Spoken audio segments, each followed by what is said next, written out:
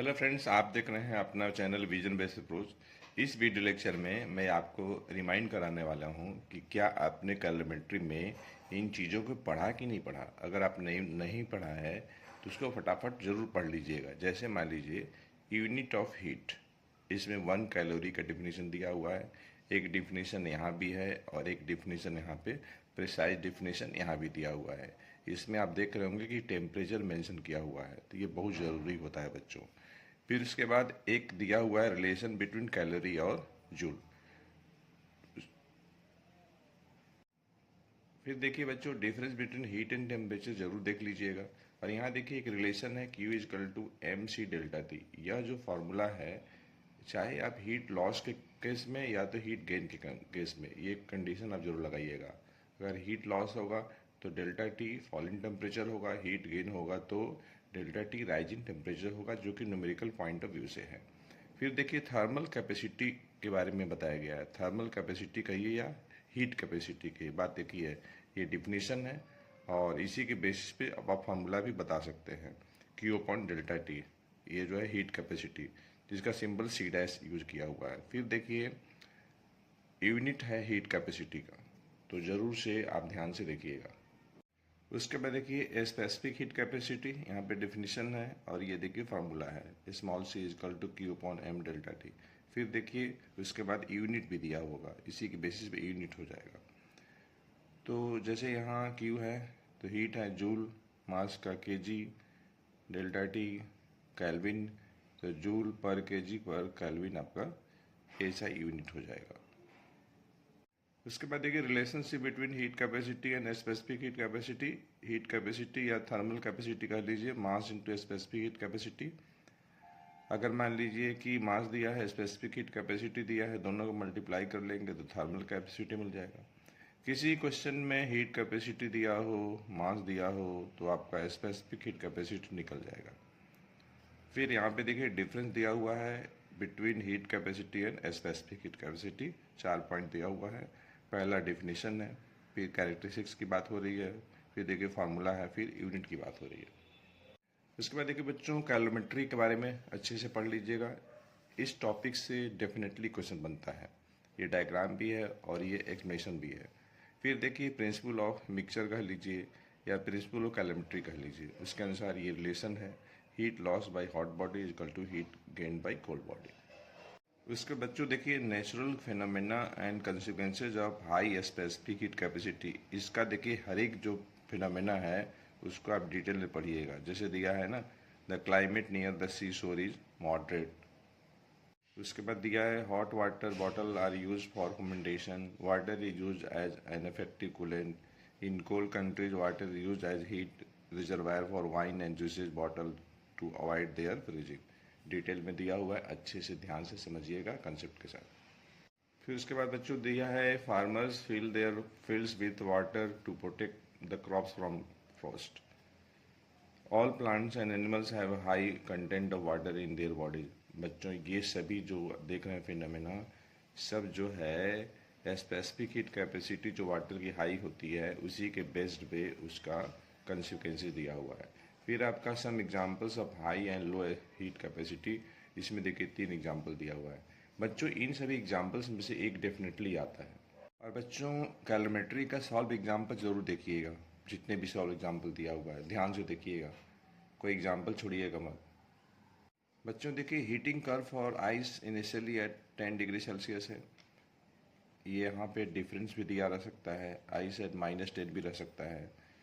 तो इस पेज को एकदम ध्यान से पढ़ना है। Change in volume on melting, effect of pressure on melting point. उसके बाद बच्चों इस पेज को भी ध्यान से पढ़ना है। Effect of purities on melting point, vaporisation boiling के बारे में दिया हुआ है, हीटिंग कर्व फॉर वाटर ये दिया हुआ है, change in volume on boiling, volume अगर चेंज होगा तो उससे जो है बॉइलिंग पे क्या असर पड़ेगा, effect of pressure on boiling point.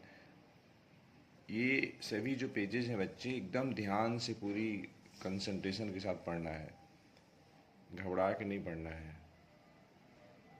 उसके बाद बच्चों effect of impurities on boiling, impurities का बॉइलिंग पे क्या इफेक्ट होता है यहाँ पे दिया हुआ है। Latent heat and specific latent heat में क्या डिफरेंस है ये दिया हुआ है, ध्यान से पढ़िएगा इस पेज को। और इसके बाद यहाँ पर भी देखिए specific latent heat of phase के बारे में बताया हुआ है डिटेल में।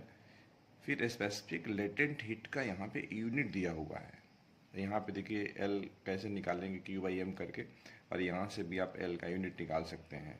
Q हीट है, हीट का जूल हो जाएगा, मास का केजी हो जाएगा, तो एल का यूनिट क्या हो जाएगा, जूल पर केजी हो जाएगा।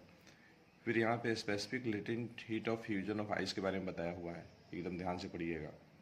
उसके बाद बच्चों देखिए यहाँ पे नोट करके दिया हुआ है, देखिए बॉक्स में कहीं भी बुक में दिया होगा, चाहे किसी भी चैप्टर में, उसको ध्यान से पढ़िएगा। उसके बाद explanation of latent heat of melting on the basis of kinetic model दिया हुआ है। उसके बाद देखिए दिया है 11.27 आर्टिकल में यहाँ पर natural consequences of high specific latent heat of fusion of ice. यहाँ पे देख लीजिए 1 2 3 एग्जाम्पल है। पहला है snow on mountain does not melt all at once, एक ही साथ सारा का सारा जो है मेल्ट नहीं करता है ना, स्नो जो होता है माउंटेन पे, उसके बारे में बताया हुआ है। In cold countries water in lakes and ponds doesn't freeze all at once, drinks get cooled more quickly by adding piece of ice than ice cold water at 0 degree Celsius. एकदम ध्यान से पढ़ना है बच्चों। इसको बच्चों यहाँ पे देखिए 2 कंसिक्वेंसेज दिया है। When ice in A frozen lake starts melting its surrounding becomes very cold. उसके बाद देखिए फिगर बेस्ड क्वेश्चन है, डायग्राम बेस्ड क्वेश्चन, एकदम ध्यान से देखना है। सॉल्व एग्जाम्पल हर एक चैप्टर का देखना है बच्चों। अगर आपको लग रहा है कि मेरे पास टाइम कम है तो सॉल्व एग्जाम्पल देखना एकदम मत भूलिएगा। फिर यहाँ पे एक कंसिक्वेंसेस दिया हुआ है, यहाँ पे एक डायग्राम का क्वेश्चन दिया हुआ है, और जो भी आप देख रहे हैं सॉल्व एग्जाम्पल उसको ध्यान से देखना है, मतलब अच्छे से देखना है, समझ लीजिएगा, कंसेप्ट के साथ देखना है। अगर आप चाहते हैं खूब अच्छा मार्क्स स्कोर करना तो कोई भी एग्जाम्पल न छूटे, इस बात को हमेशा केयर करिएगा। आप बहुत मेहनत किए हुए हैं, कम नहीं किए हैं, बहुत किए हैं, और आप करना भी है, कैसे भी आपको अच्छा पेपर करना है। ध्यान से पढ़ना है, टेंशन नहीं लेना है, एकदम प्रेशर तो लेना ही नहीं है। बात बच्चों एक्सरसाइज में भी कुछ क्वेश्चन ऐसे दिए गए हैं जो कि रीजन के साथ दिए गए हैं, आंसर भी दिया हुआ है, तो ऐसे क्वेश्चन को भी देखना है, छोड़ना नहीं है। ये नहीं देखना है कि अरे ये इम्पोर्टेंट नहीं होगा। किसी भी क्वेश्चन में अगर आंसर दिया है तो उसको ज़रूर देखिएगा, छोड़िएगा नहीं। ये मैं कुछ आपको डेमो बता रहा हूँ। जैसे ये देखिए क्वेश्चन नंबर 3 है, आंसर भी दिया हुआ है। यहाँ देखिए 7 है, आंसर भी दिया हुआ है। तो एकदम ध्यान से देखिएगा। क्वेश्चन नंबर 3 ये आपका 7 है। इस टाइप से जहाँ कहीं भी दिया है किसी भी एक्सरसाइज में, मैं तो आपको कैलोमेट्री का बता रहा हूँ, तो चाहे किसी भी चैप्टर का होगा उसको पढ़ना है ध्यान से, एकदम छोड़ना नहीं है बच्चों। आप मेहनत किए हैं साल भर, क्यों छोड़ेंगे, किस लिए छोड़ेंगे, किसके लिए छोड़ेंगे? अभी नहीं पढ़ेंगे तो कब पढ़ेंगे? तो फ्रेंड्स ये हमने जो आज बताया है कैलोमेट्री चैप्टर से कुछ इम्पोर्टेंट मैं आपको टिप्स दिया हूँ, लेकिन यह टिप्स आप हर चैप्टर में अप्लाई करेंगे, चाहे कोई भी चैप्टर होगा। तो पहले कंसेप्ट को समझिए, उसको पढ़िए ध्यान से, फिर एक्सरसाइज क्वेश्चन देखिए, सॉल्व एग्जाम्पल देखिए, अपना नोट्स देखिए, अपने टीचर्स का नोट्स देखिए। तो फ्रेंड्स ऑल द बेस्ट, ध्यान से पढ़िए, डोंट टेक टेंशन, सब अच्छा होगा। आप पढ़ेंगे सब अच्छा होगा।